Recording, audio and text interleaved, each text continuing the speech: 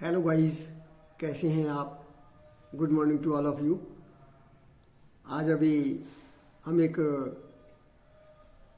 विषय चर्चा करेंगे जो आजकल हमारे न्यूज़पेपर्स का एक प्रोमिनेंट आइटम है, दैट इज़ जीडीपी। जीडीपी के बारे में हमारे सरकार ने अभी जो डाटा पेश किया है उसको समझने के लिए हम प्रयास करेंगे।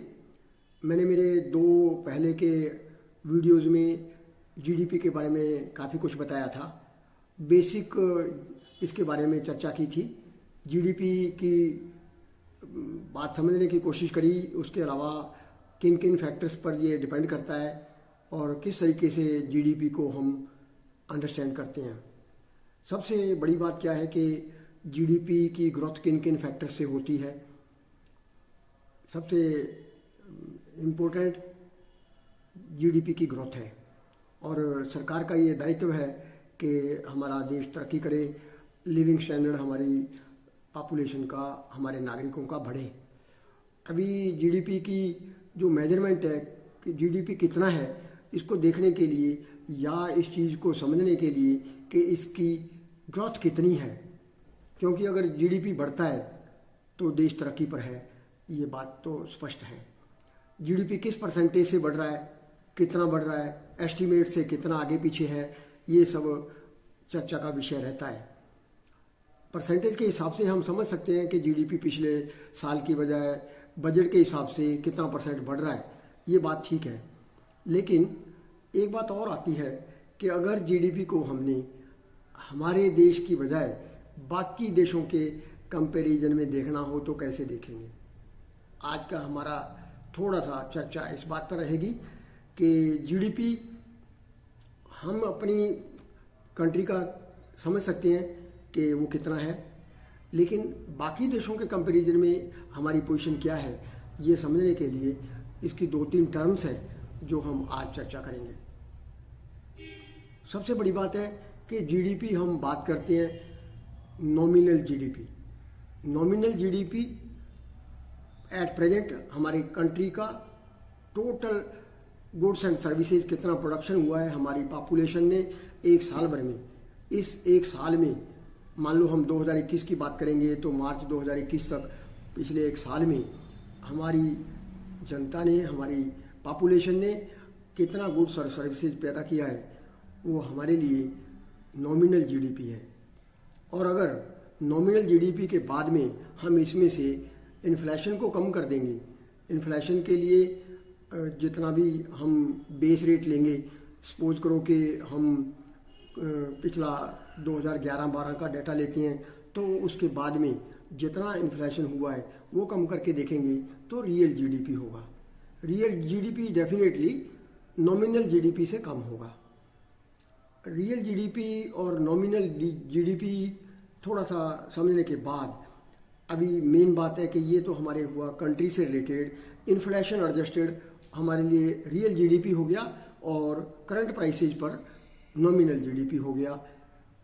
ये अभी एट प्रेजेंट जो है, हमने पिछले भी वीडियो में चर्चा की थी कि इट इज़ $2.78 ट्रिलियन। $2.78 ट्रिलियन हमारे लिए है। लेकिन इसको अगर कंपेयर करना हो दूसरे कंट्रीज़ के साथ में कि बाकी कंट्रीज़ के कंपैरिजन में हमारी पोजीशन क्या है, तो वो देखने के लिए हमें एक और परिभाषा जाननी होगी, that is the growth of GDP in terms of purchasing power. Purchasing power parity हमें समझना होगा, क्योंकि किसी भी कंट्री में अगर हम देखना चाहें कि किसी भी गुड्स की या सर्विसेज की कॉस्ट क्या है तो उसके हिसाब से हमें समझना आसान हो जाएगा।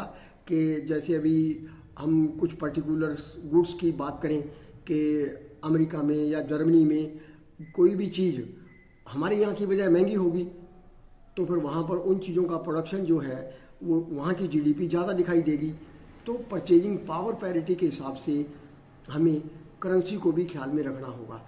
और करेंसी के ख्याल रखने के लिए जो हमारे एनालिस्ट हैं वो इसको मैक्रोमिक एनालिस्ट जो हैं इसको समझने के लिए करेंसी का रेट भी मद्देनज़र रखते हैं। अभी अगर हम देखें कि जैसे सपोज करो कि एक बास्केट ऑफ गुड्स है, कुछ पर्टिकुलर आइटम्स हैं जिनकी हम कंपैरिजन करके समझ सकेंगे कि इनकी परचेजिंग पावर पैरिटी कितनी है, तो उसके हिसाब से हम एक दूसरे के जीडीपी को कंपेयर कर सकते हैं। सपोज करो कि एक हम शर्ट की बात करते हैं। सबसे बड़ा आपका क्वेश्चन यही होगा कि दो कंट्रीज का जीडीपी कैसे कंपेयर करें।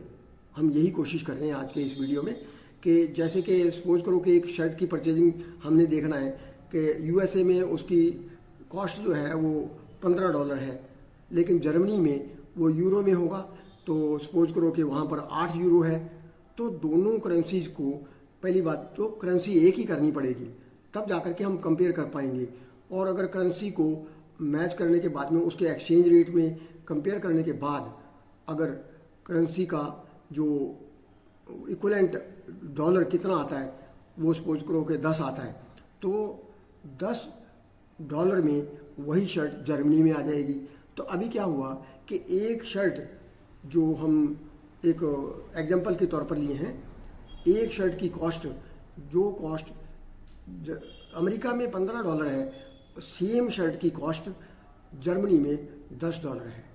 तो इसका मतलब परचेजिंग पावर पैरिटी जो है वो 1.5 हो गया। परचेजिंग पावर पैरिटी के हिसाब से हम कंपेयर कर सकते हैं जीडीपी को। अभी जो हमने आज बात करी है 3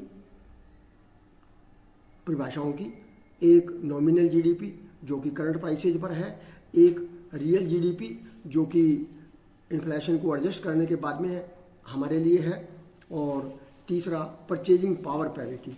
परचेजिंग पावर पैरिटी के हिसाब से जो इंटरनेशनल मॉनेटरी फंड है वो समय समय पर हमारे डिफरेंट कंट्रीज़ की जीडीपी की प्रेजेंट वैल्यू और परचेजिंग पावर पैरिटी के हिसाब से दोनों पब्लिश करता रहता है।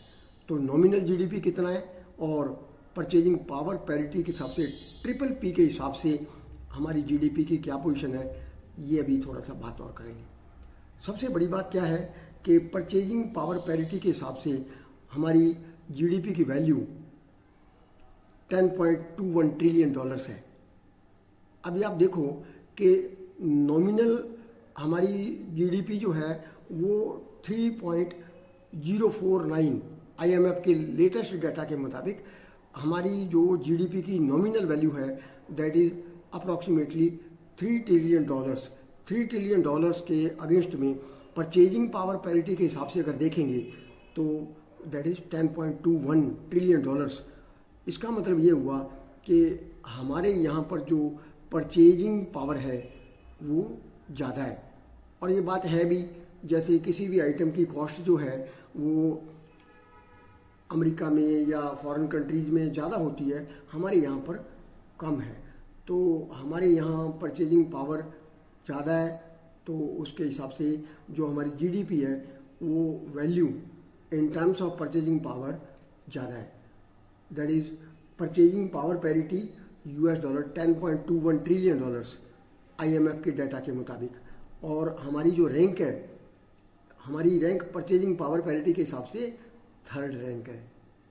अभी आप देखेंगे कि परचेजिंग पावर पैरिटी के हिसाब से रैंक कौन सी है, 3rd।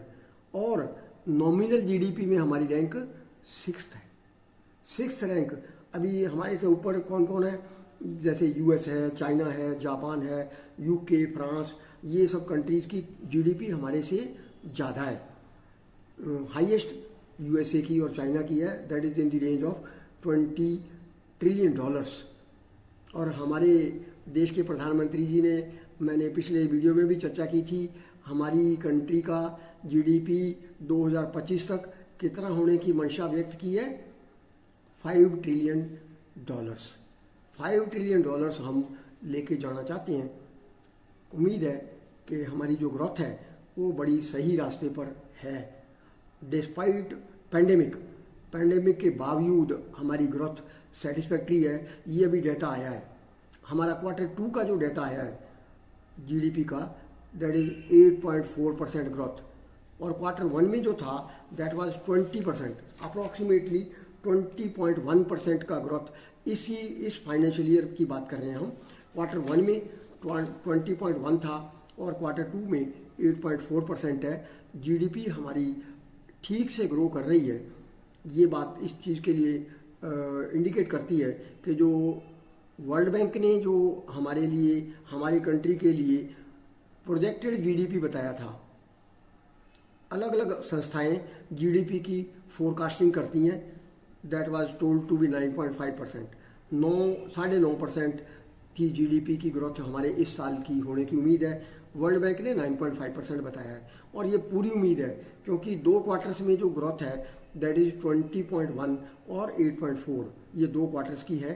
जो फर्स्ट हाफ ईयर की ग्रोथ बड़ी ठीक है, संतोषजनक है। अगले 2 क्वार्टर्स में भी ठीक रहेगा ऐसा उम्मीद करते हैं। इस विषय को और डिटेल में चर्चा करेंगे हम अगले मेरे वीडियो में। आज के लिए जो मेन टॉपिक था, मेन डिस्कशन था, दैट इज नॉमिनल जीडीपी क्या है, रियल जीडीपी क्या है और परचेजिंग पावर पैरिटी के हिसाब से जीडीपी क्या है। बस हमारे लिए ये जानना बहुत ज़रूरी था कि हमारे कंट्री की रैंक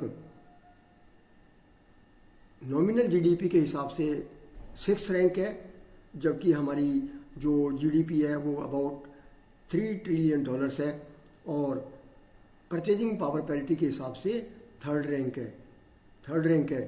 अभी टोटल जीडीपी का साइज अलग और परचेजिंग पावर के हिसाब से अलग है, तो ये रैंक जो 3rd है इससे हमें साफ पता लगता है कि हमारी परचेजिंग पावर अच्छी है। दैट इज वैसे भी पता लगता है, आप लोग जानेंगे कि भाई हमारे कंट्री में जो सामान की कीमत रहती है वो बाहर के देशों की बजाय कम होती है। बाहर में हर एक चीज़ की कॉस्ट ज़्यादा है, तो ये इस बात के लिए एक इंडिकेशन है कि हमारी परचेजिंग पावर जो है, परचेजिंग पावर पैरिटी के हिसाब से जीडीपी दैट इज $10.21 ट्रिलियन। अभी ये दोनों नंबर्स जानने के बाद अगला जो चर्चा का विषय रहेगा, जो हम अगला विषय लेंगे, दैट इज क्वार्टर टू का जीडीपी डिटेल में डिस्कस करेंगे। उसमें किन किन फैक्टर्स ने कंट्रीब्यूट किया है और जैसा मैंने अभी बताया क्वार्टर टू का 8.4% जीडीपी का ग्रोथ आया है। इसको हम जल्दी ही अगले विषय में फिर चर्चा करेंगे अगले वीडियो में। आज के लिए यही जानना काफ़ी था कि बाकी कंट्रीज़ के साथ में हमारी क्या पोजीशन है और किन टर्म्स में हम देखते हैं, that is purchasing power parity के हिसाब से हम कंपेयर कर सकते हैं बाकी कंट्रीज़ के साथ में हमारी जीडीपी को। और उसके लिए सबसे बड़ी बात क्या है कि करेंसी का एक्सचेंज रेट ख्याल में रखा जाता है। आज बस इतना ही। Thank you very much. हंसते रहिए, हंसाते रहिए, सदा खुश रहिए। Thank you very much.